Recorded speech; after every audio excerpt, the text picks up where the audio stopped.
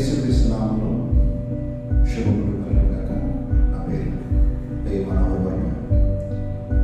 27 సంవత్సరాలుగా దేవుని యొక్క సేవలో ఈ పరిచర్య కొనసాగడానికి దేవాది దేవుడు ఇచ్చిన ఆరోగ్యాన్ని బట్టి, ఆయుష్ను బట్టి, సంపదను బట్టి నేను దేవునికి మరోసారి కృతజ్ఞతలు చెల్లిస్తున్నాను.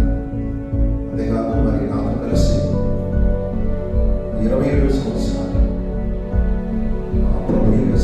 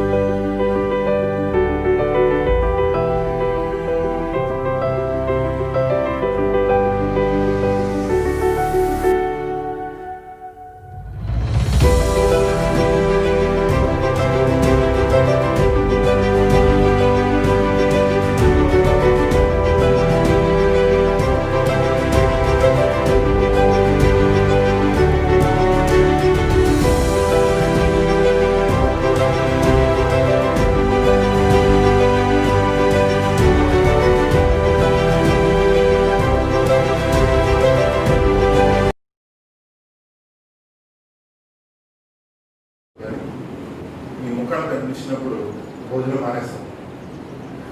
మీరు ఎప్పుడైతే జాయిన్ అవుతారో, ప్రాంతంలో జాయిన్ అయినా లేకపోతే ఫోన్లో జాయిన్ అయినా, ఆ రోజు భోజనం విషయంలో తక్కువ ప్రయారిటీ, నిద్ర విషయంలో తక్కువ ప్రయారిటీ, మీ విషయంలో హృదయంలో చాలా సంతోషిస్తుంది.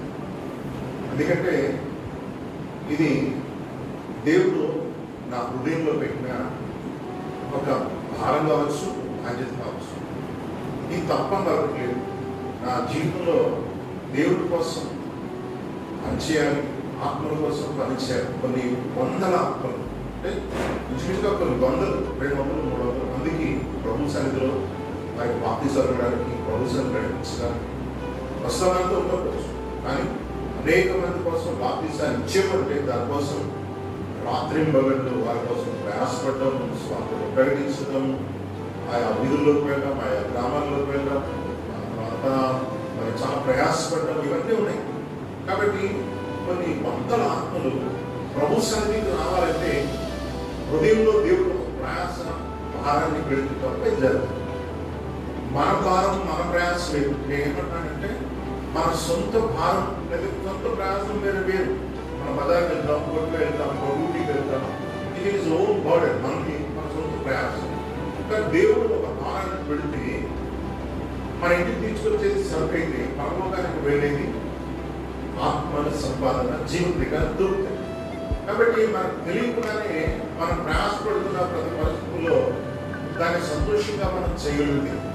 నేను మన పిల్లలందరికీ ఈరోజు చిన్న కంజల గురించి, ప్రతి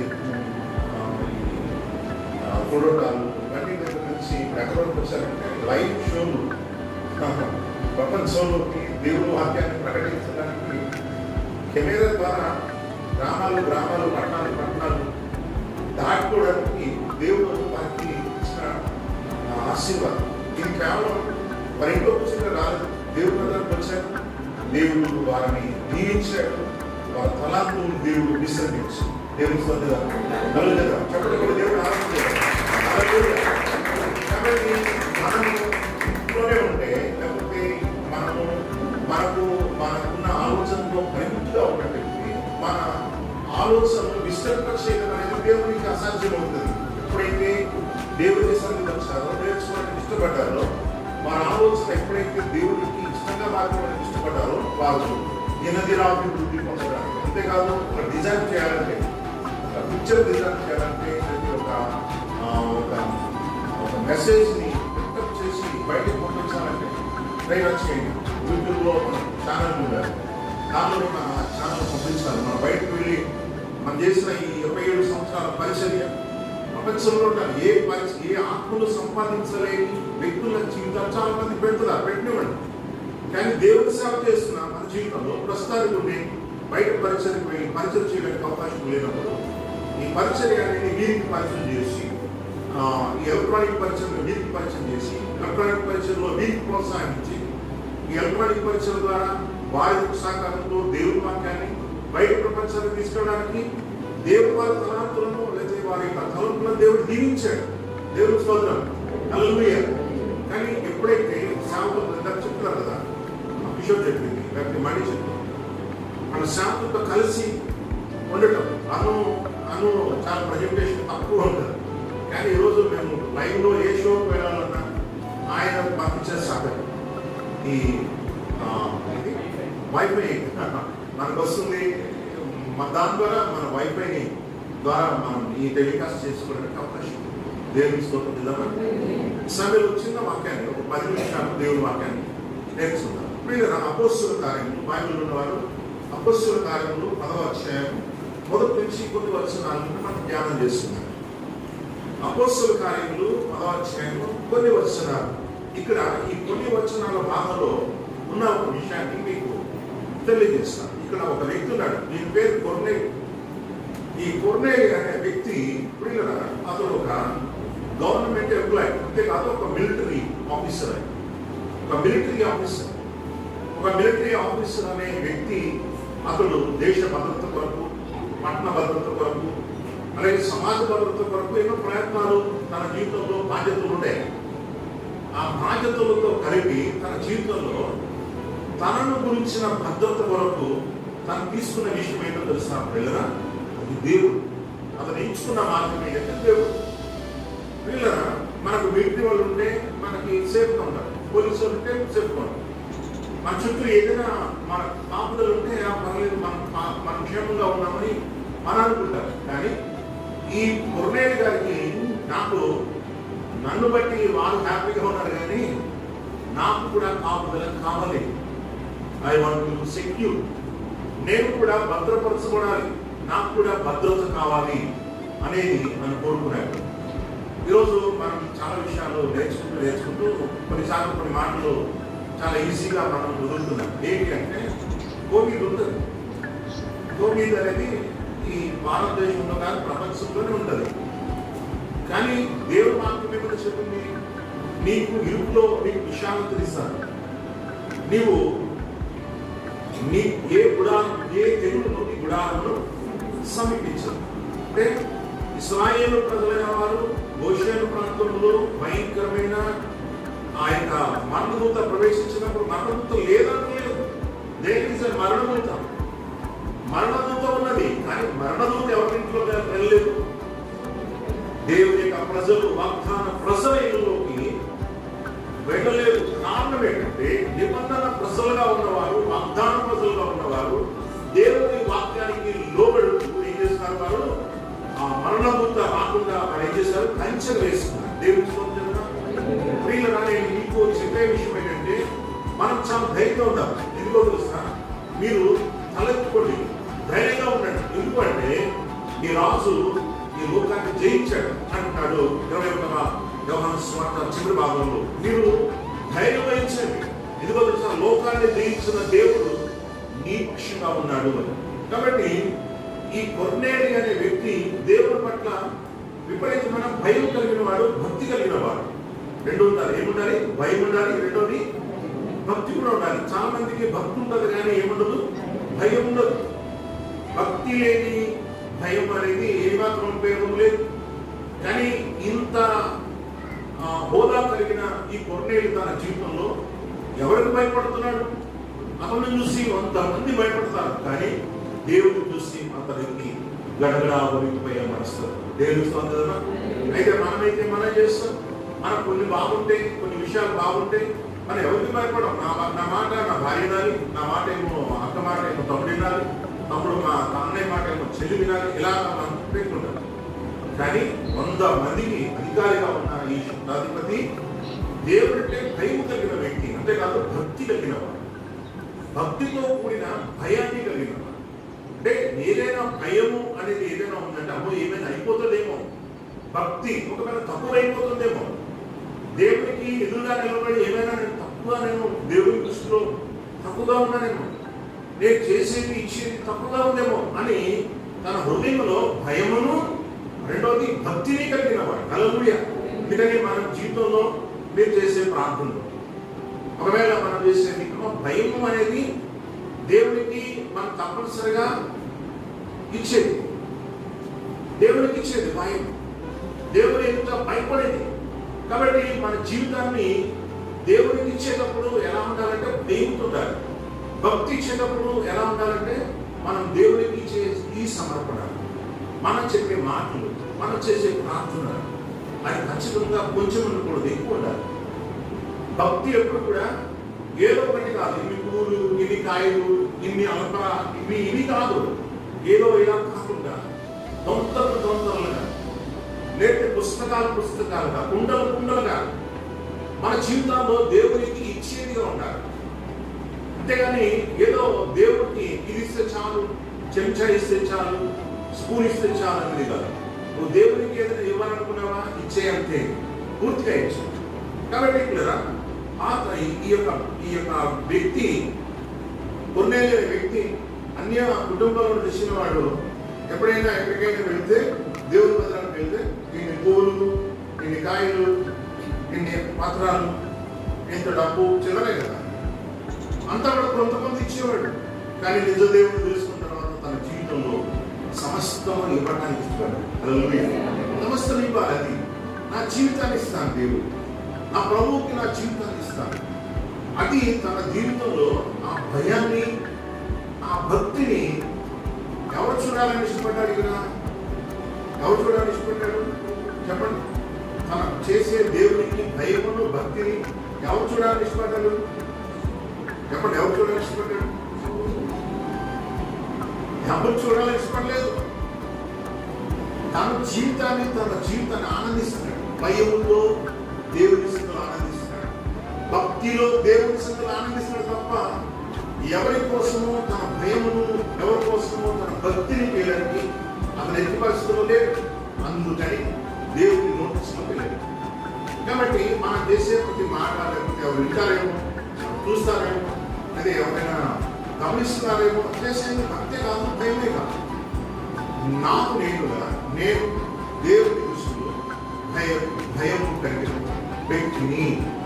భయంతో ఉంటాను. పాపం చేయను, పాపము చూడడు, పాపము మాట్లాడడు, పాపము వినదు. ఇది తన సొంతగా తన జీవితంలో లోపల ఉన్న ఒక వ్యక్తికి చెప్పుకుంటున్న విషయంలో ఉంటుందన్నమాట. కాబట్టి కొర్నేలికి తన జీవితాన్ని, తన వ్యక్తిగత జీవితాన్ని కాపాడుకుంటూ దేవునికి సమర్పణ విషయంలో చాలా ఎలా ఉన్నాడంటే 100% ప్రభుకి ఇచ్చేయడానికి ఇష్టపడుతున్నాడు. అంతేకాదు పిల్లల తన జీవితాన్ని మరొకసారి మీకు చెప్పేది ఏంటంటే తనతో ఉన్న వాళ్ళు ఎవరైతే ఉన్నారో వారు కూడా అలాగే ఉన్నారు. తనతో ఉన్న వారు కూడా ఎలా ఉన్నారు? ద సేమ్ ప్రింట్ జెరాక్స్ కాపీలా ఉన్నారు. ఎవరు? ఈ వెనకాల ఇంట్లో, మన ఇంట్లో తల్లి పిల్లలు ఇలా ఉంటారు. ఎవరు? ఒకరిలా మన జెరాక్స్లు ఉండవు. ఎవరు బట్టి కాదు, ఎవరు ప్రింటింగ్ అదే అలా ఉంటుందా? జెరాక్స్ మిషన్కి వెళ్ళిన తర్వాత ఎవరు మట్టి వాళ్ళు ప్రింటింగ్ వేరు వేరుగా ఉంటుంది, ఉండదు కదా, అంతా ఒకటే ఉంటుంది. కానీ కొర్నేలు పట్టుకొని జెరాక్స్ మిషన్ ఇలా తీస్తే ఆ ఇంట్లో ఉన్న వాళ్ళు అందరూ అలాగే ఉన్నారు. ఎవరు ఉన్నారు? అచ్చు కొన్నేళ్ళకి, అచ్చు కొన్నేళ్ళలాగే ఉన్నారు. అందరూ దేవునికి భయపడేవాళ్ళు. అంటే ఎంత సాక్రిఫికేషన్ చేస్తే, ఎంత సమర్పించుకుంటే, ఎంత తగ్గించుకుంటేనండి ఒక వ్యక్తి తన జీవితాన్ని చూసి మారిపోతాడండి. నీకు అర్థమవుతుందా? నువ్వు మారకుండా ఒక వ్యక్తిని మార్చడం అనేది అసాధ్యం అవుతుంది. ఒక వ్యక్తి తన భాష మార్చుకోకుండా ఇంకొకటి భాష మార్చుకోవడం అసాధ్యం. అండ్ ఒక ఆలోచన వ్యక్తి మార్చుకోకుండా మరొక ఆలోచన వ్యక్తి మారడం చాలా అసాధ్యం. అది ఇంకోటి ఏంటంటే బయట ఎక్కడో ఉన్న వాళ్ళు మారాలనేది కాదు, తనతో పనివాడుగా ఉన్నవాళ్ళు మారాలి, తన ఇంటి వారు కూడా మారాలి. కాబట్టి తన సబ్మిషన్లో దేవుని సన్నిధిలో వాక్యం కనబడుతుంది. తన ఇంటి వారందరితో కూడా ఏమంటుందంటే 2వ వచనం, తన ఇంటి వారందరితో కూడా దేవుని యందు భయభక్తులు గలవాడై ఉన్నాడు. హల్లెలూయా. ఏమా ఒకసారి ఆలోచన చేస్తారు ఈ మాట? దేవుని సన్నిధిలో నువ్వు భయం కలిగి ఉన్నావంటే అర్థం ఏంటంటే నీతో కలిపి నీ చెల్లి, నీ అక్క, నీ తల్లి, నీ ఇంటి వారందరూ కూడా దేవుడితో భయభక్తులు కలిగిన వారు అయితేనే నీ భయము, నీ భక్తి అనేది సరైంది అని అర్థం. వాళ్ళలో తక్కువ శాతం స్థితిని నువ్వు కనుగొని నేను భక్తి గలదాన్ని లేదా భక్తి గలవాడిని అనుకోవడానికి వీళ్ళే. అంతేకాదు వీళ్ళు దేవుని వాక్యంలో అతడు ప్రజలకు బహు ధర్మము చేయొచ్చు, ఎల్లప్పుడూ దేవునికి ప్రార్థన చేయువాడు. దేవునికి స్తోత్రం. అంతేకాదు ఇంత అతనికి ధర్మం చేసే బుద్ధి ఉన్నది. అంతేకాదు ప్రార్థన చేసే బుద్ధి కూడా. హల్లెలూయా. ఏమున్నది? ఏమన్నదట? ధర్మం చేసే బుద్ధి కూడా ఉంది. తర్వాత ఏం చేసామంటే ఏ బుద్ధి ఉంది? ప్రార్థన చేసే బుద్ధి కూడా ఉన్నది. అంటే తప్పనిసరిగా ప్రార్థించేవాడు ఏం చేస్తాడు? ధర్మం చేస్తాడు. ధర్మం చేసేవాడు ఏం చేస్తాడు? ప్రార్థన చేస్తాడు. కాబట్టి మనం దేవుని సన్నిధిలో ఒక భయంతో భక్తితో కలిసి ఉన్నాము అనుకుంటే 2 ప్రక్రియలతో మన జీవితాల్లో చాలా ప్రాముఖ్యమైన విషయాలతో ఉంటున్నాం. ఇక్కడ తన వ్యక్తిగత జీవితంలో తన ఇంటి వారితో కూడా భక్తి చేసుకుని ఏం చేశాడు? దాన ధర్మాలు చేస్తున్నాడు. ఎంత వస్తుందండి దాన ధర్మాలు చేస్తే ఏమవుతుంది? ఆస్తి తగిలిపోతుందా లేదా? ఆస్తి తగిలిపోతుందా? తగిలిపోతుంది. అంటే దాన ధర్మాలు అంటే మొత్తం దాన ధర్మాలు చేసేది కాదు. నువ్వు అనవసరమైన విషయాలు ఖర్చు పెట్టే దానిలో పేదలకు భాగం పెట్టడం, పేదలకు భాగాన్ని పెట్టడం, అనవసరమైన ఖర్చు విషయాలు ఖర్చు చేయకుండా పేదలకు భాగం పెట్టడం, ఇది పేదల భాగం. ఇది చేస్తున్నాం ధర్మం చేయడం. అంటే ధర్మం చేయడం అంటే అర్థం ఏంటంటే మళ్ళీ ఆశించకపోవడం అన్నారు. ధర్మాలంటే అర్థం మళ్ళీ ఆశించకపోవడం. ఇచ్చాడు కదా దేవుడు గొప్పతనం పెట్టి ఇస్తాడు. దేవుడు మన పేదలకు పంపించేవాడు, పంపించేవాడు అంటారు. కాబట్టి మనం దేవుడికి అప్పిద్దాం. ఈనాటి నాయకులన్నీ తీసేసి ఇండియా ఇచ్చేది కుడి చేతులు ఇచ్చేది దేవుడు, ఎడం చేతి తెలియకుండా ఇచ్చేయాలి. ప్రార్థన చేయి. వారం కోసం, కొన్ని నెలలకు ఒకసారి, కొన్ని సంవత్సరాల కోసం ఏదైనా ఇచ్చేటప్పుడు క్షేమం నువ్వు సంతోషంగా ఇచ్చేవాడికి దేవుడు ఇగేసాడ, సంతోషంగా ఇవ్వాలట, సమృద్ధిగా పంట కోసుకుంటారు. సంతోషంగా ఇచ్చేవాడు సమృద్ధిగా పంట కోసుకుంటాడు. ఓకే, కాబట్టి ఈ కొన్నేలు అనే వ్యక్తి ప్రార్థన చేస్తున్నాడు. ఈ ప్రాంతంలో మరొక కలుసుకుంటారు. నేను భక్తి ఏదైనా చేసుకోవచ్చు, ఈ దాన ధర్మాలు ఏమైనా చేసుకోవచ్చు, ఏదో భక్తిగా ఏం చేసుకోవచ్చు. ఈ మధ్యలో ఎవరు దూరిపోయారు? దేవుడు.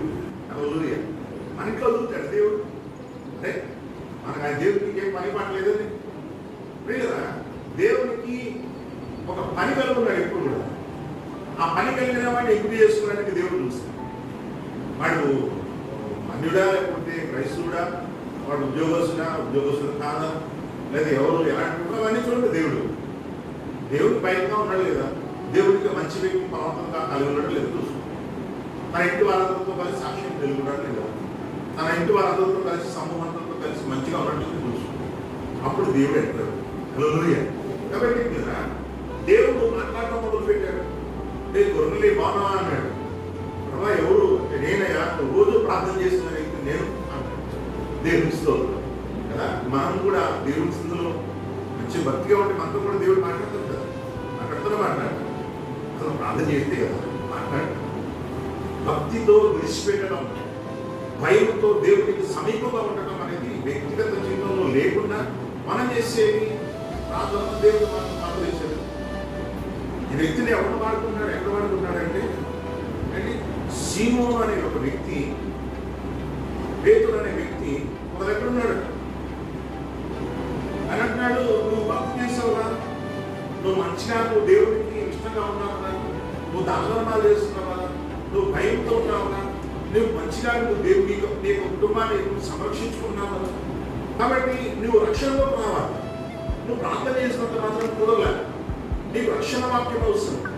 రక్షణ వాక్యంలో రావాలంటే ఒక ఆయన నీటికి రావాలి. మరి ఆయన అవుతాడు మాస్టర్ ఏమిటి లేచొచ్చుకెళ్ళలేదు, కొమ్మేళ్ళారు. ఆయన మందిరాలు తెలియదు, అప్పటికి మందిరాలు లేవు, సమాజ మందిరాలు లేవు. వీళ్ళదా దేవుడు వాక్యం చెప్తుంది. ఇంకో ఆయన ఒక ఆయన ఉన్నాడు. నువ్వు రేవుకి వెళ్తే రేవు దగ్గర ఒక ఆయన చర్మకారుడు ఒక ఆయన ఉన్నాడు. ఈ చర్మం చేసుకునే వ్యక్తి ఒక ఆయన ఉన్నాడు. ఆయన మరి సీమోను అనే మారు పేరు అనుకుంటాడు.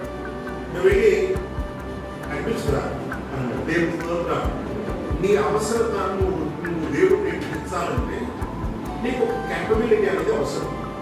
నీ క్యాపబిలిటీ లేకుండా దేవుడు అవసరం తీర్చాలంటే ఎంత తీర్చాడు? ఇది అందులోనే రక్షణ ప్రణాళిక. కాబట్టి పేతురేమో దేవుడి సందులో ప్రార్థన చేస్తున్నాడు.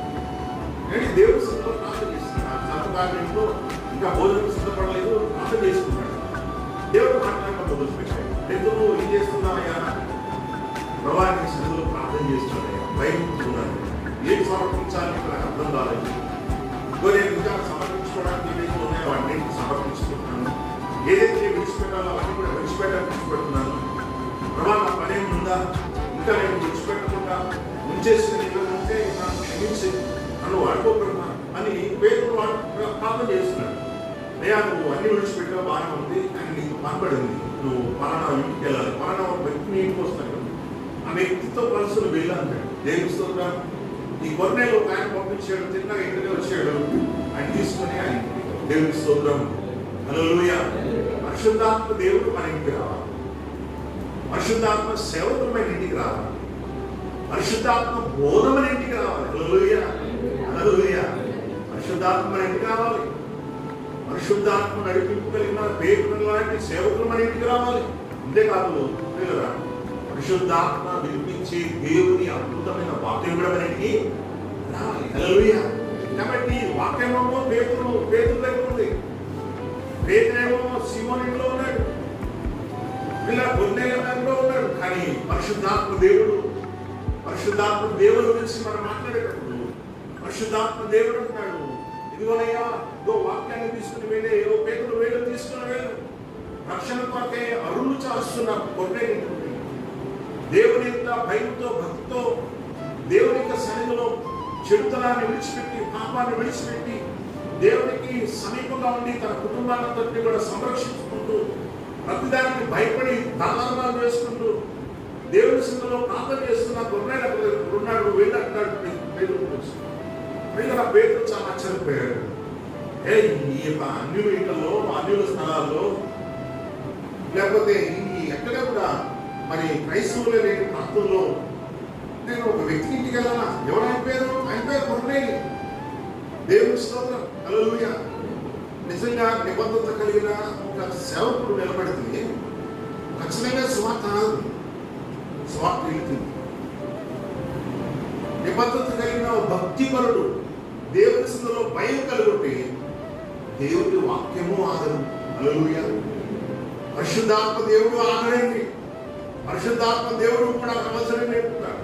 కాబట్టి విశ్వాసికైనా దేవుని సేవకుడికైనా ఇద్దరిలో కలిగే హృదయపూర్వకమైన దేవునికి భయాన్ని కలిగించే మనస్తత్వాలు కలిగినప్పుడు మీరు ఏ ప్రాంతంలో ఉన్న అగ్నిపర్వతాల దగ్గర ఉండేవండి, అరణ్యాల్లో ఉండేవండి, లేకపోతే ఏదో భయంకరమైన రోగాల మధ్యలో కావాలండి, ఎక్కడైనా ఉండండి, అక్కడ పరిశుద్ధాత్మ దేవుడు సేవకుడిని వాక్యం తీసుకొచ్చి పరిశుద్ధాత్మ దేవుడు వాక్యాన్ని ఎన్నడూ వినని వ్యక్తికి వాక్యాన్ని వెనుకబేసి పరిశుద్ధాత్మతో నింపడమే కాకుండా బాప్తిస్మం ఇచ్చి రక్షణ ప్రణాళికలో తీసుకొస్తారు. హల్లెలూయా.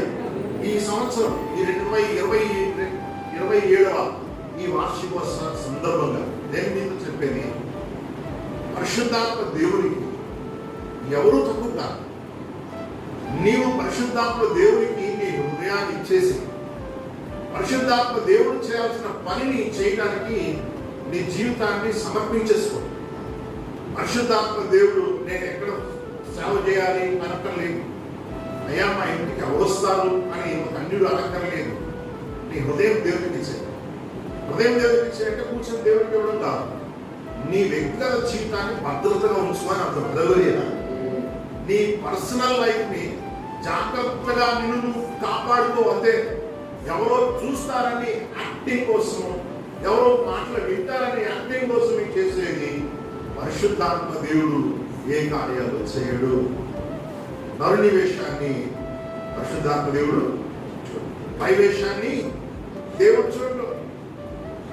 నరుడు ఆ పై వేషాన్ని మెచ్చుకుంటాడు, కానీ పరిశుద్ధాత్మ దేవుడు ఆ పై రూపాన్ని మెచ్చుకుంటాడు.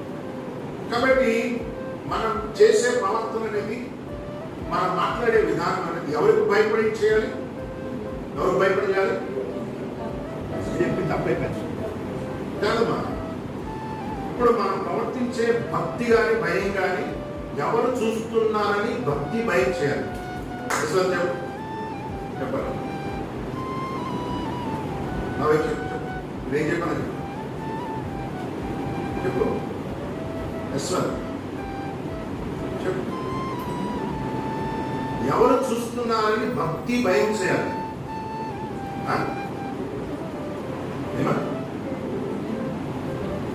ఎవరు చూస్తున్నారు కాదు, నాకు నేను చూస్తున్నాను. యోసేపు ఎవరు చూస్తున్నారని భక్తిగా ఉన్నాడు. ఎవరు చూస్తున్నారు? భయంతో ఉన్నాడు. యోసేపు ఎవరు చూస్తున్నారని భయంతో ఉన్నాడు. తను తాను కాపాడుకున్న విషయంలో భక్తిగా ఉన్నాడంతే. తను అపవిత్రత పొందడానికి దేవుడు చూస్తాడు. ఆదాము అవ్వమ్మ గారు కాయలు కోస్తుంటే దేవుడు చూడలేదా? చూస్తాడు. హేబేల్ని కయ్యూను చంపేస్తూ ఉంటే దేవుడు చూశాడు. దేవుడు చూస్తాడు. కానీ నీ సత్ప్రవర్తన బాగుంది. అందుకే ఏమంటాడు? కయ్యూనుతో ఏమన్నాడు? ఇదిగో నువ్వు సత్ప్రవర్తన చేస్తే నువ్వు తలెత్తుకోవా, అందుకే పాపము నీ వాకిట వచ్చింది. నువ్వు తలెత్తుకోకుండా ఉండడానికి పాపం చేయిస్తాడు. పాపం చేయకుండా ఉండడానికి ఎవరో ఒక పై నుంచి దిగిరా నిన్ను నేను అనుభవిస్తున్నాను. అందుకని దేవుని ఎదుట ప్రార్థన అనేది చాలా ప్రాముఖ్యమైనది. పాపం చేయకుండా ఆగిపోయాడు. పాపం చేయకుండా, పాపం ఆలోచన చేయకుండా, పాపం వినకుండా పాపం మాట్లాడకుండా ఉండాలంటే తప్పనిసరిగా చేయాల్సిందేది చెప్పండి, ఏం చేయాలి? చెప్పండి, ఏం చేయాలి? ప్రార్థన చేయాలి. ప్రార్థన చేస్తే నేను పాపం చేయను కదా, అంతే కదా? వాక్యం ఎక్కడ ఉంటుంది? పాపం చేసేవాడు ప్రార్థన చేయడు, ప్రార్థన చేసేవాడు పాపం చేయడు.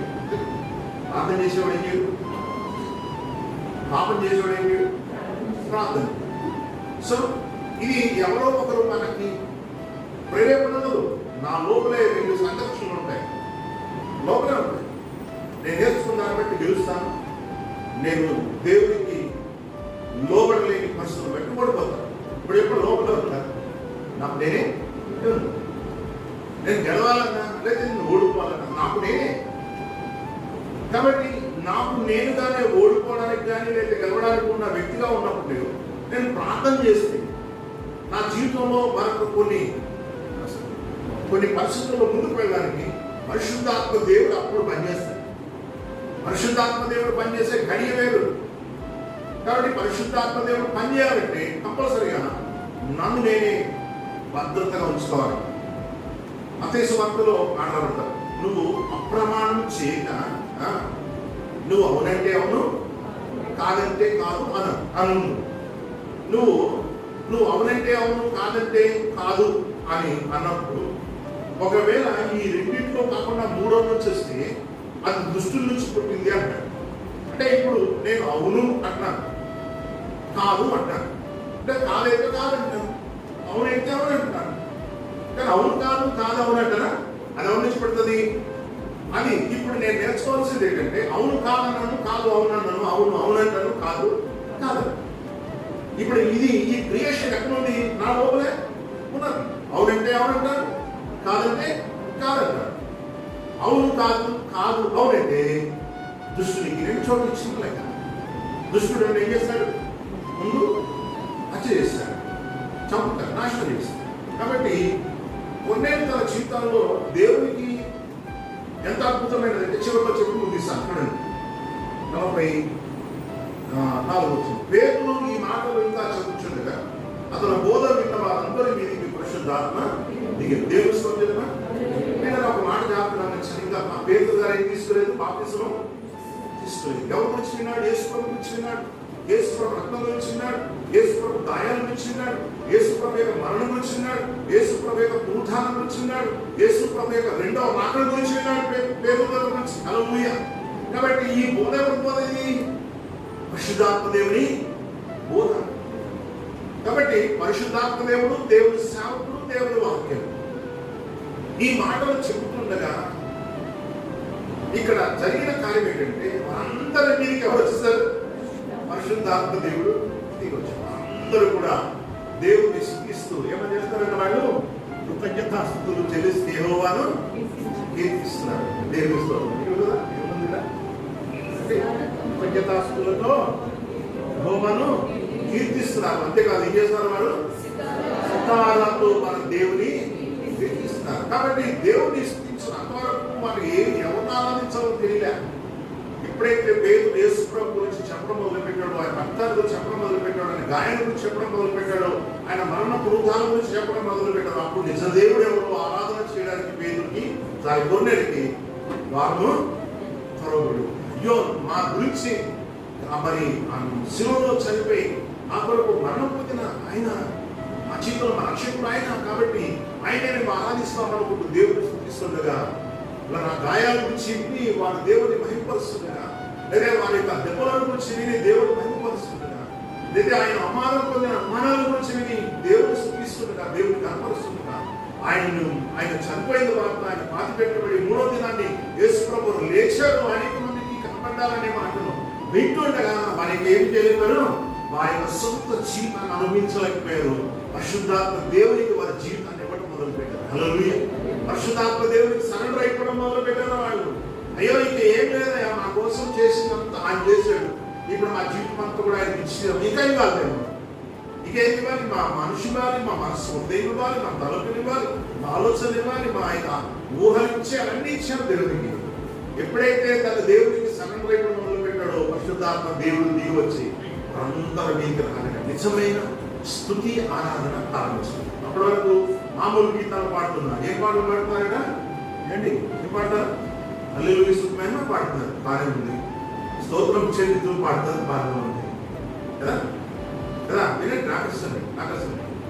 ఏం పాటలు విన్నారు?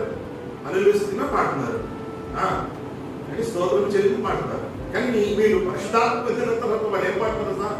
గాలి తుఫాను వచ్చిన, సుడి గాలి వచ్చిన, సముద్రం పొంగి వచ్చిన. కాబట్టి పరిశుద్ధాత్మ దేవుడు దిగి వచ్చిన తర్వాత మరి ఏవో కొన్ని విషయాలు ఆటంకాలు లేకుండా దేవుని ఆరాధించే వ్యక్తులుగా మరి పరిశుద్ధాత్మ అభిషేకంతో జరిగించే ఆరాధనలో సాధారణంగా పాత పాటలతో ఆరాధించే పాట కాకుండా పరిశుద్ధాత్మతో నింపబడే పాటతో దేవుని ఆరాధించే వ్యక్తులుగా మారిపోతారు. కాబట్టి దేవుడు వాక్యాన్ని మనవలే పరిశుద్ధాత్మ పొందిన వీరు బాప్తిస్మం పొందకుండా ఎవరైనా నీళ్ళను ఆటంకము చేయగలరా అని చెప్పి యేసుక్రీస్తు నామములో వారందరూ బాప్తిస్మం పొందడం ఆజ్ఞాపించారు. తర్వాత కొన్ని దినములు తమ ఎప్పుడు ఉంటుందని వారిని దేవుని స్తోత్రం. ఈరోజు మన వ్యక్తిగత జీవితం యొక్క సమర్పణ, నీ సమర్పణ ఏం కూడా నువ్వు కంట్రిబ్యూషన్ చేయకుండా భక్తిని అనేది తప్పు, భయం కూడా తప్పే. వ్యక్తిగత సమర్పణ అనేది చాలా ప్రాముఖ్యమైనది. ప్రార్థన చేస్తున్నాను.